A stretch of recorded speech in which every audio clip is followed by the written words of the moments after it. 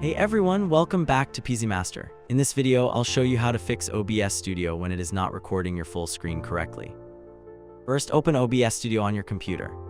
Next, click on Settings in the bottom right corner. Go to the Video section and check your base canvas resolution and output resolution. Make sure both resolutions match your monitor resolution. After that, go back to the main OBS window and add a new source.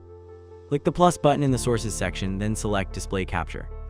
Click OK, choose the display monitor you want to record, and click OK again. Now right-click on the display capture source, go to Transform and select Fit to Screen. OBS will automatically adjust the capture to fill the entire preview area.